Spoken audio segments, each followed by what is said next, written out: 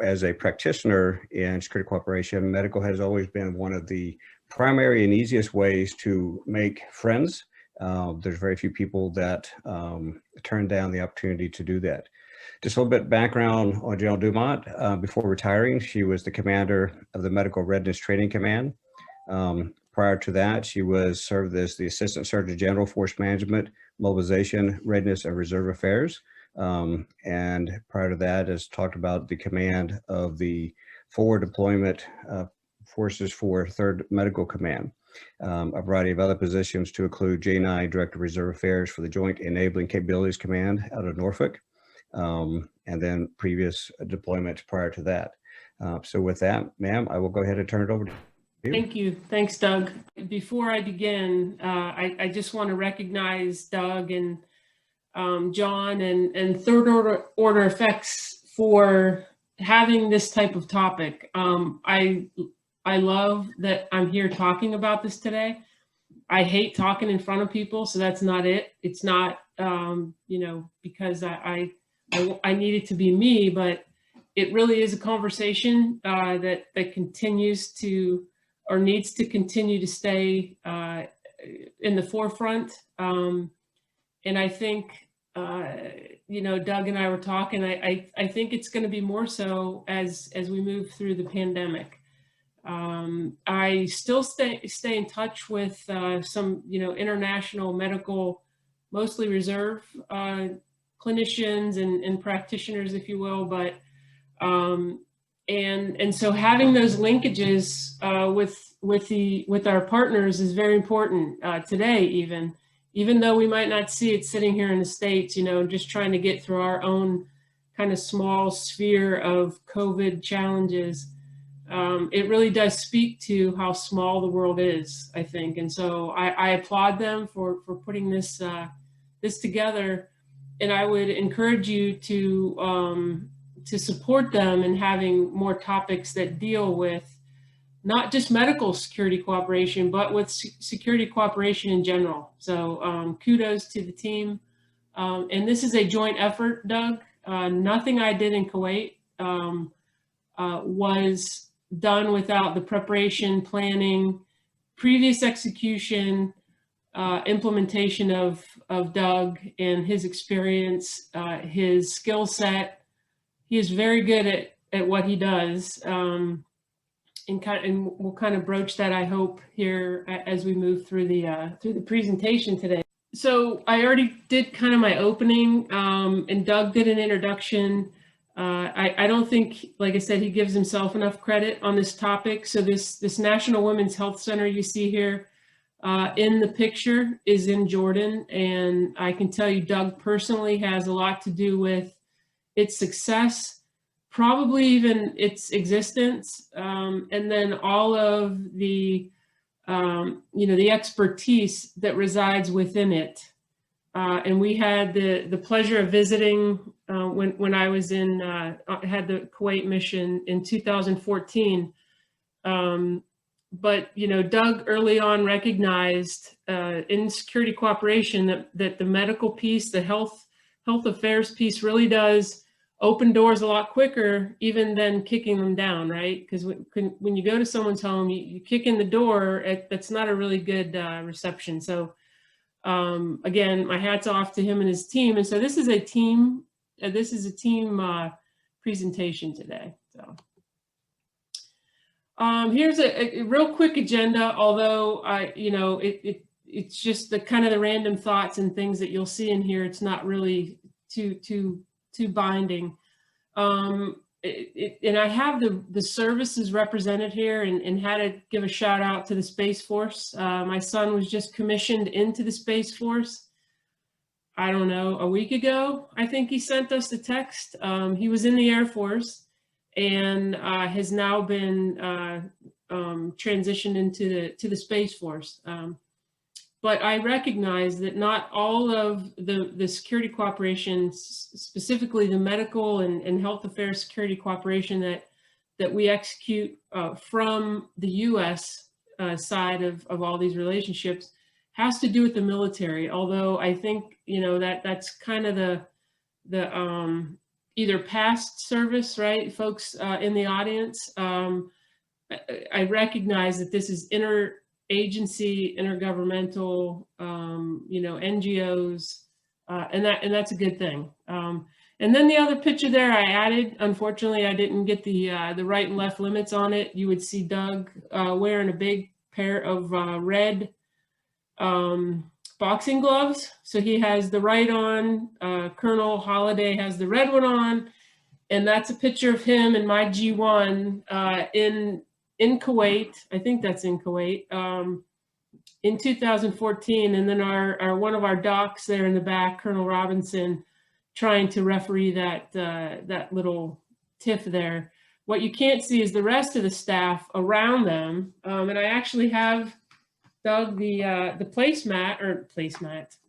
mouse pad that you guys got me. So I don't know if you can see that. I can't see myself anymore, but I still use it. And you guys, you just some crazy kids. So, but thanks for making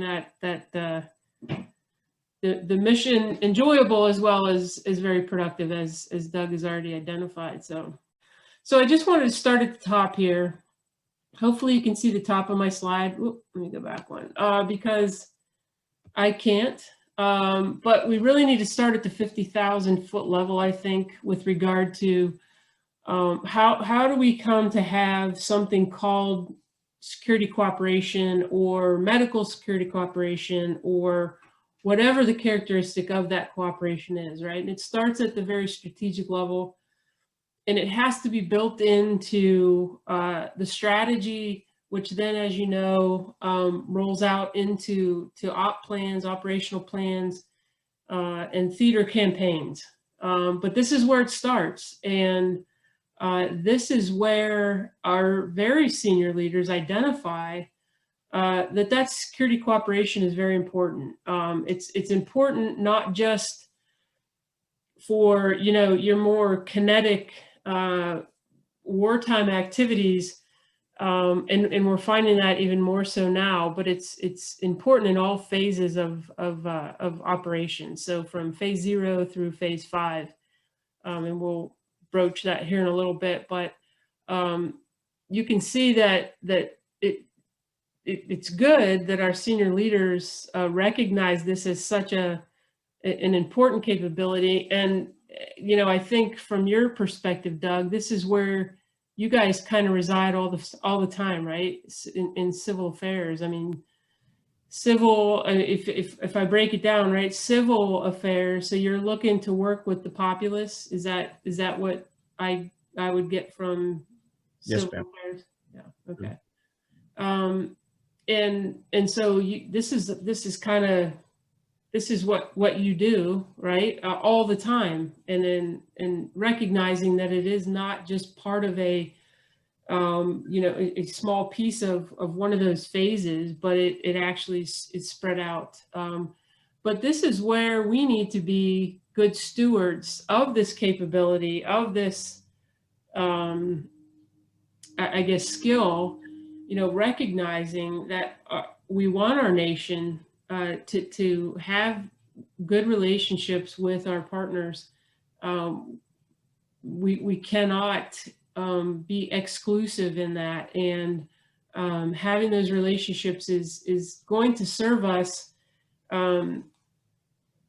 well into the future, whether we realize it now or not. And that's the tough thing, I think, with security cooperation. And Doug and I have talked about that a lot, is how do you quantify that for senior leaders? They obviously see that it's important, but as that funnel kind of narrows, and the dollars get thinner and thinner because everybody above us is taking their allowance from it, and it trickles down to where the rubber meets the road. How do you make sure that you're being good stewards of that money, but also showing our senior leaders that you are in fact being good stewards and applying those dollars where and when they need to be applied? And I would submit that good practitioners would recognize, as Doug is doing here, to leverage every outlet you have. And so can we do this stuff without being on the ground? Absolutely. And like I said, Anne in the audience can attest to the fact that we are engaging with our international partners on a monthly basis, probably, if not more, in NATO, in order to ensure that we have not just that interoperability, but those relationships. So when that bad day comes, you know, I can pick up the phone if I need to, or somebody else. I can, because I don't pick up the phone for the Army anymore, right? But that I know Graham, and I can reach out to Graham, or if Graham and I meet up, you know, we know exactly what we've done, and we've created that relationship, and we know where the gaps are, and we know where our strengths are. So this is important that our senior leaders see it and they plan for it, but we need to make sure that as practitioners, or if you're a practitioner out there, that, you know, we do our due diligence on those ARs, that those ARs are not check block, hey, submit it, it's good, we're good, check block, move on to the next thing, that they actually have the richness and the meat in them that we need to, in order to tell the story to our senior leaders. So any questions or comments here?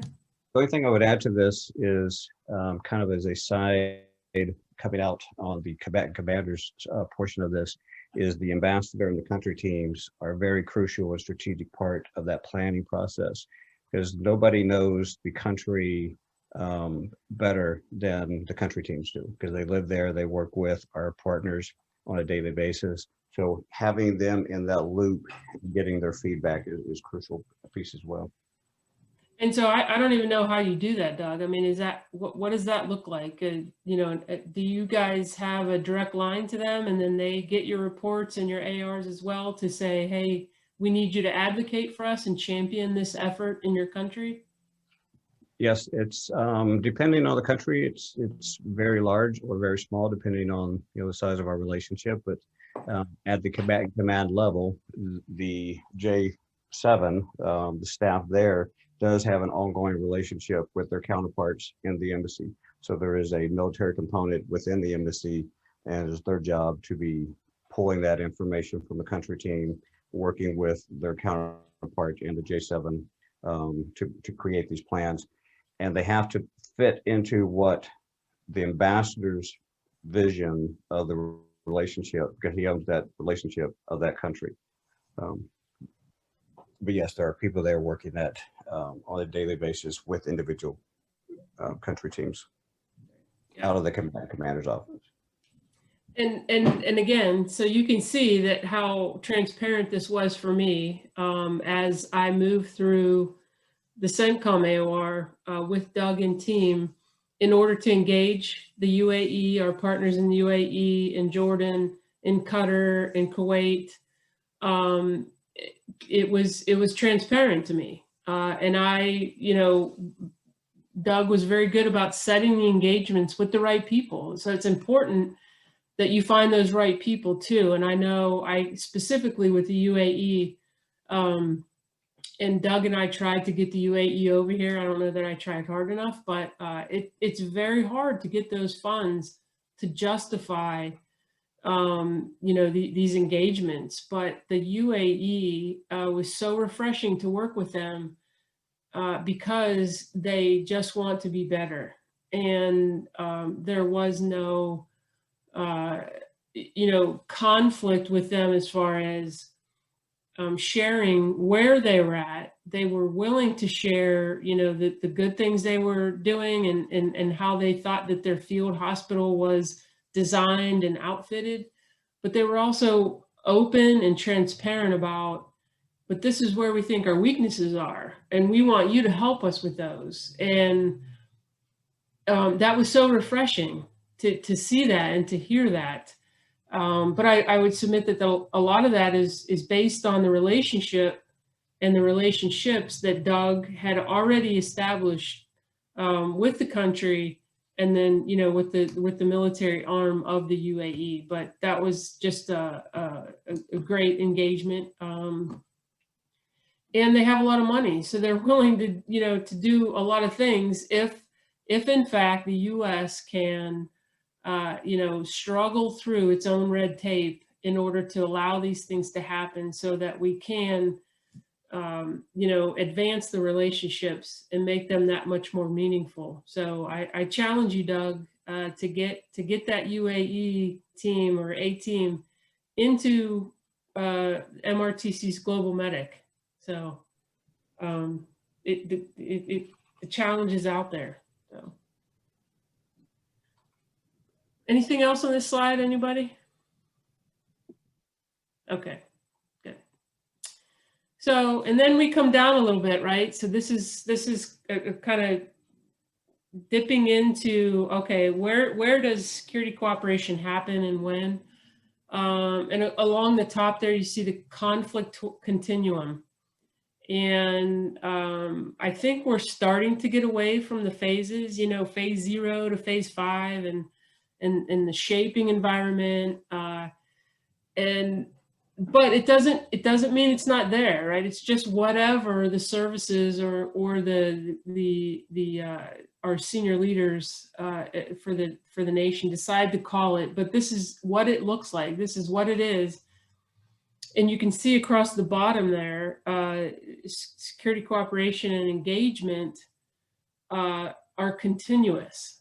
And I'm not sure that a lot of people appreciate that. I think that's an opportunity for those of us to call ourselves friends of security cooperation to better advocate for resources in this regard, because it has to happen all the time. And you know, Doug can speak to you more what it looks like. I know the opportunities that he set up for us with the Jordanians, and you know, with regard to women's health and training and bringing these two countries together to share best practices.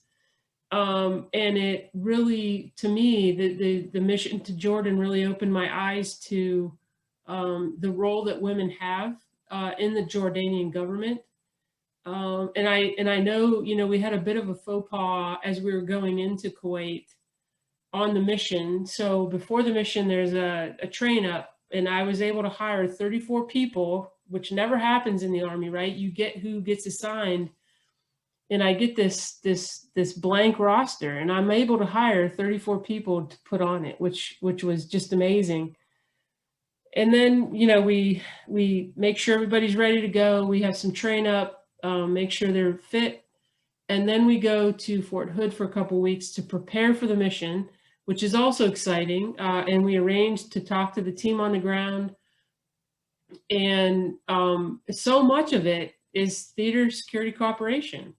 At the OCP level, so operational command post level, even though it is a task force, most of the subordinate units are actually providing service.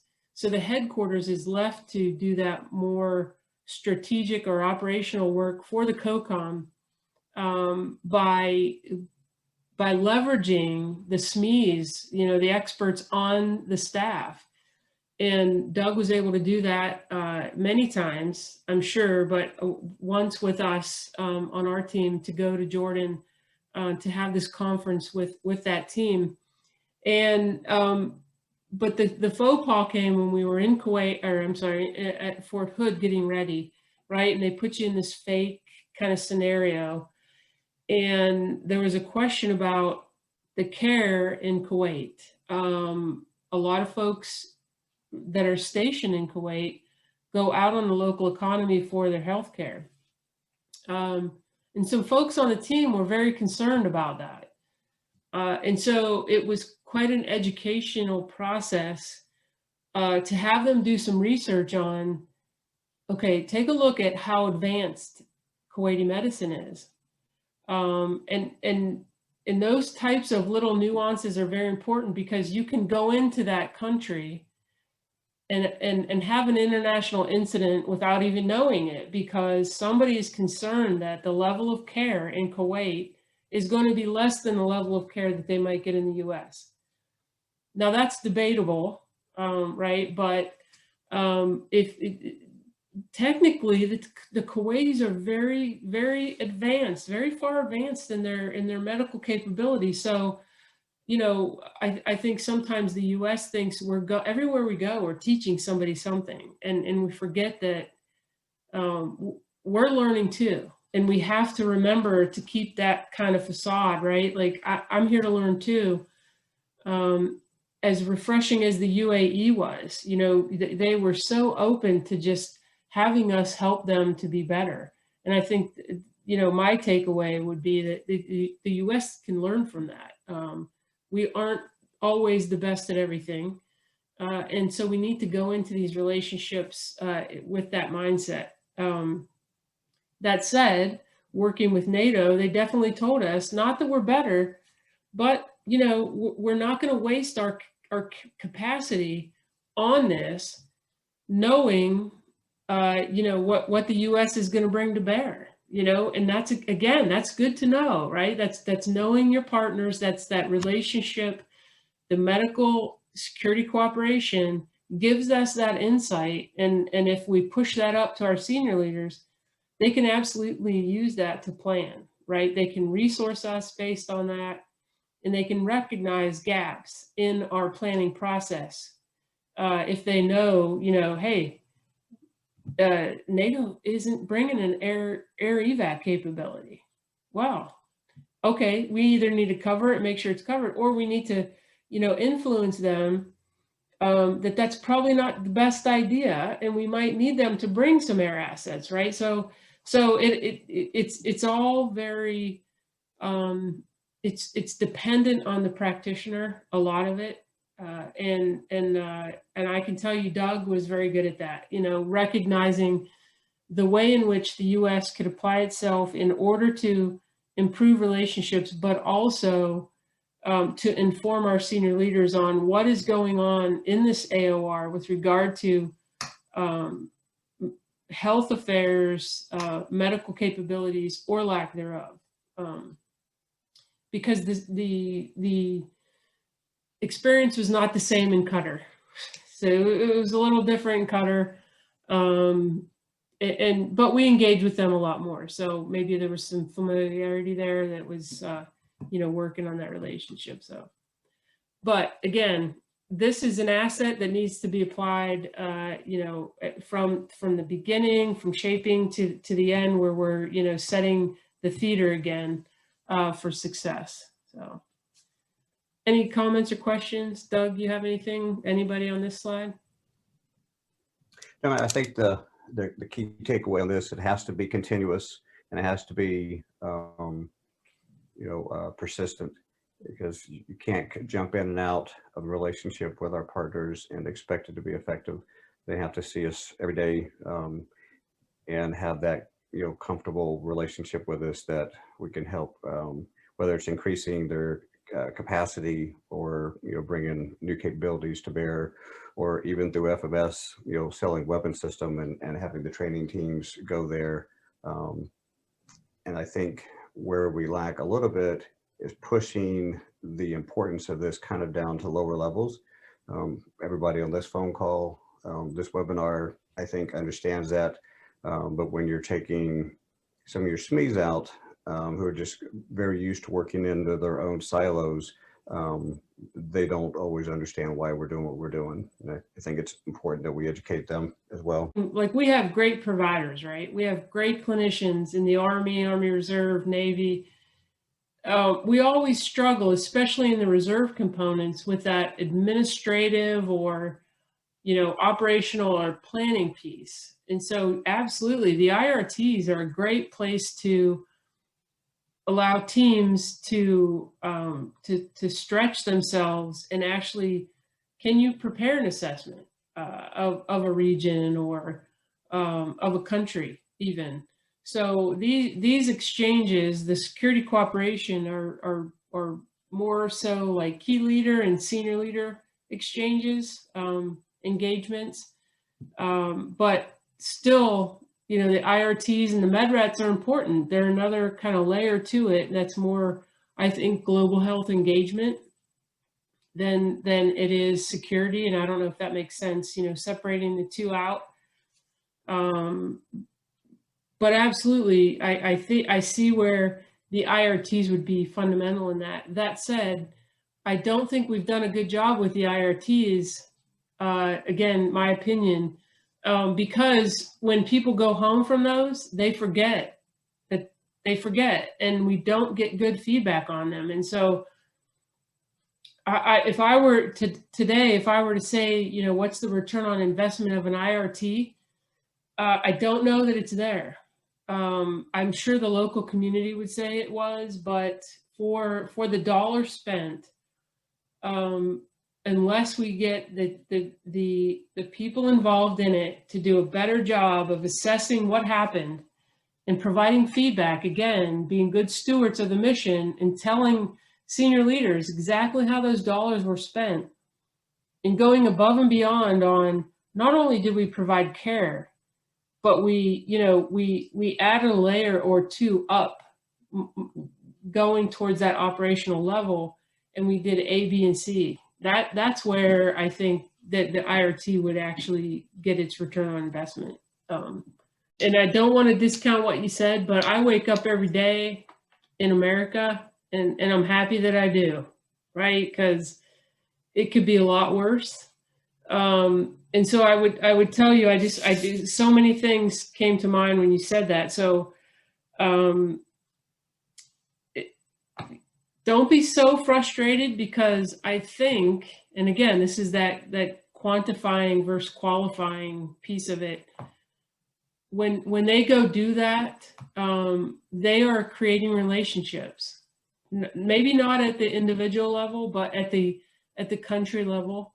And so if bad things happen, we could probably count on them to be very good partners, because of the past relationship. Not, you know, and if you want to put a, you know, dollar amount to it, because of what we've given them or provided to them or their people. But I bet they're going to be good partners. So that's the kind of stuff that's hard for senior leaders. It's very squishy for them. Yes. Return on investment. I got to go over there every year and do the same thing. It's okay. Right. It's okay. It's really, like, if you look at it, it's a drop in the bucket maybe for us, which is so, like, how fortunate are we, right? That is a drop in the bucket. What I would also say is that what an operational opportunity for our young folks, or younger folks, if you will, to gain that operational experience, because those are hard to come by these days. And when we did the OCP, so the medical OCP, when we go to Kuwait and we run that mission, that's literally the Army Reserve's only way of giving many of its senior leaders, or soon to be more senior leaders, 05s and 06s, operational experience. There aren't many of those. And we saw that, right? We saw this big gap in experience with war, and how do you go to war, and what do you do when you get there? So I think there's also goodness in the operational planning and that readiness that it provides. And then, you know, just to relate to you, so when I was in Iraq in 2011, we ran, and I had hospitals in Mosul, Al-Assad, and Tikrit. And my headquarters was at Tikrit, which also happened to be where the 4th ID was stationed, you know, like positioned, but we didn't, they weren't my higher headquarters, but they thought they were. Yeah. But yeah, the Iraqi Air Force was also stationed on Tikrit with us, at Tikrit with us. And we would give them BLS. I don't think we did ACLS with them. CPR, and I, you know, what I would talk to my nurses, like, okay, what are we doing about, like, training the trainer?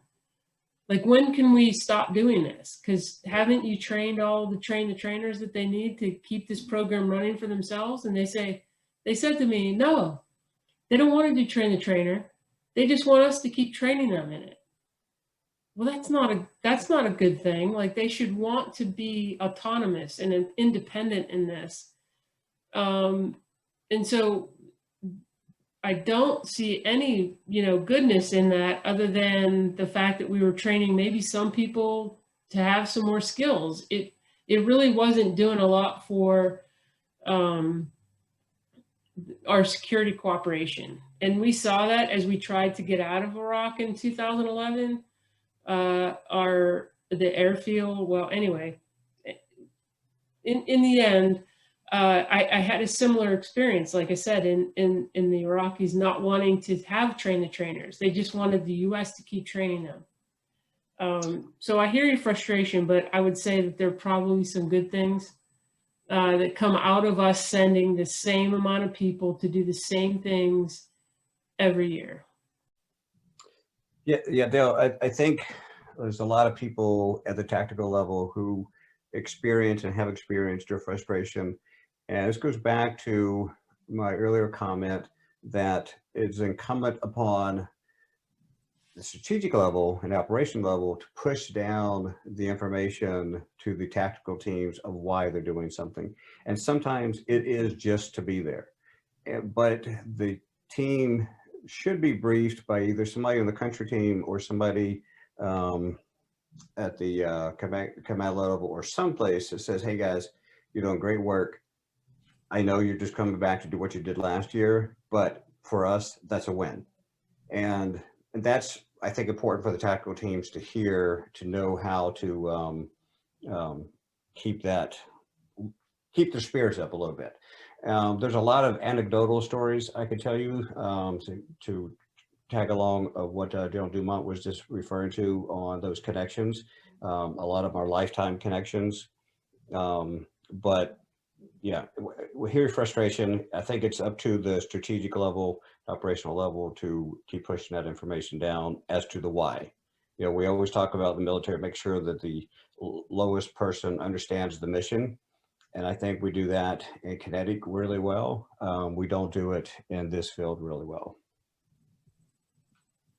Absolutely. No, that's good stuff. That connection to purpose, it's like the lead dog running, right? The last dog in the line, if they don't know what we're chasing, they're probably not going to chase real hard.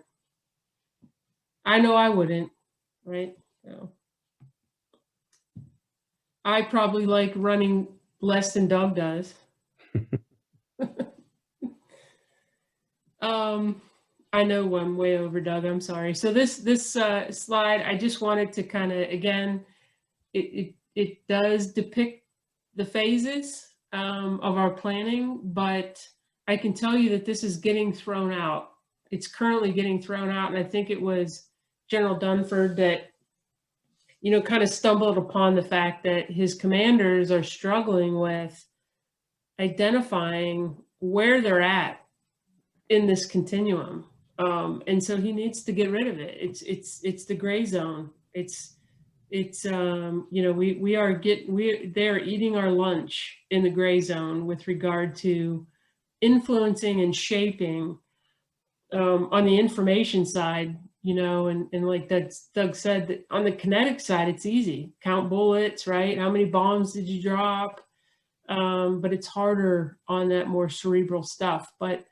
So with regard to security cooperation, I just want to recognize again, military, civil, there are lots of people that lend to this effort. And is this an inherently governmental thing? I think companies like Doug's are very important because they don't rotate out, right? Like I think was it Colonel Lennon? Is that who was, because all I see is my slide right now. So.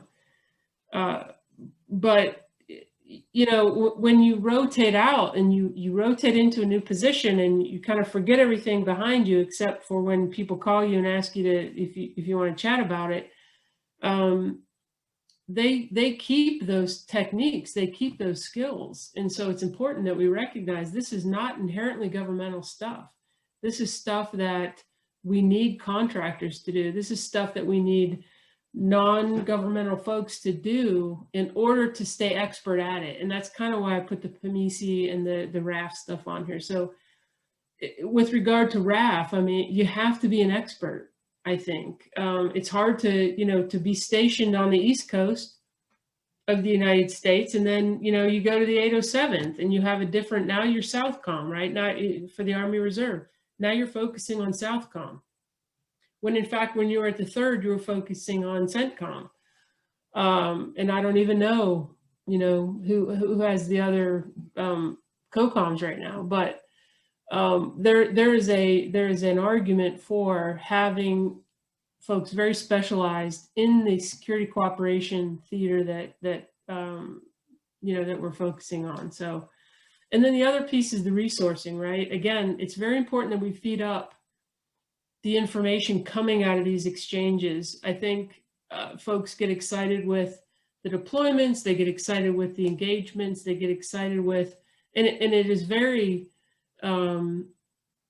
it is thrilling. It's, it's easier to deploy than it is to stay home, right? I tell my husband that all the time, like how easy it is to deploy. I can't imagine staying home and taking care of a family and kids and dogs and all that. It's exciting, but we need to do better at teaching our folks to write this stuff up and say, what did go well and what do we need to improve on? And that's where the argument for medical sometimes is an art and it's not a science. It's not how many, folks we trained in firing and qualifying expert on the M4. That's not what we're doing in security cooperation. So we can do a lot better at this in order to garner better support for it and maybe get more resourcing to it rather than just to the global health engagement side of the house. So these are different ways in which we can execute the security cooperation mission, specifically through medical too. I mean, you would have to look at these and be very selective. But again, I feel like I'm still doing this with CIOMR, which is our Congress of International Medical Reserve Officers, getting together regularly to talk about interoperability. But again, to create those relationships and know who our NATO partners are. Exercises, I still think the security cooperation is at a senior kind of strategic or key leader engagement level. Not that there's not goodness in all the other things we do with regard to medical, but it's about the comparing capabilities, sharing best practices, things like that. So, and then over here on the right is really, there's so much doctrine, there's so much goodness out there that I wasn't aware of before I took on that mission. And I did try to get, to some of the joint doctrine here in the front. But, campaign planning is so important and being able to contribute to that campaign plan. So it's not just good enough that I go out and, engage with the UAEs and get spoiled by them. I have to turn that into, what was the whole point? And that's turning that around to General Terry, who was the RSENC commander at the time, so that he can revise and update this campaign plan for his mission. And then this one up here was just, there's a wealth of information out there that you're not going to get from me, but I encourage you to go read it because it is very important. Like I said, with regard especially to the pandemic that we're experiencing right now. So some questions for you guys, and I know we've gone way over, Doug. So I just think these are, how do you show return on investment on this? Is this inherently governmental matter to you guys? What skill sets are needed to shape these relationships? And I would submit that Doug has them. And then did medical TSC impact the global response to COVID-19? I don't know. I mean, and I don't want to overstay my welcome, but any thoughts you guys have on any of these questions? I'm curious. And like I said, I hope that we continue to explore this, this line of effort, if you will, for not just for the COCOMs, but for our nation. I could say that directly in 2014, we worked with our air partners because MERS had just come out. And that was something that they thought would be bigger, but the interaction that we were able to have at the Ministry of Health levels and with the militaries, especially of Kuwait and Saudi Arabia and some of the surrounding areas, certainly that is the same type of things that on a small scale that we're dealing with now. So I would say the answer is a resounding yes on that. Great. Thank you. Well, ma'am, I appreciate you leading this discussion today. I think this is a very important one. And as you said early on, that we need to continue. I appreciate everybody who has stuck around for almost an hour and a half and been part of this discussion. I think that shows that you also see the importance of this. One of the things that we continue to do is highlight various areas in the theater security cooperation arena, have these discussions. Sometimes it's more lecture, sometimes it's very interactive. Now that we have this Slido capability, I think it's something that we'll incorporate in the future. It's a good way to have those discussions and have the interaction and the feedback. But again, ma'am, thank you very much for taking the time today. Any closing comments? Oh, no, it's my pleasure. I could talk about this stuff all day. I hate to talk in front of people, so this is kind of nice. It's just my computer, right? No, but I do appreciate the work that you do in lining up, the folks to speak here. I'm humbled that you asked me to participate, but I do hope that we see more of it because it's important, and if you don't connect your health to your security and your security to your health, then you're missing something. So those two go together very inherently, I think. So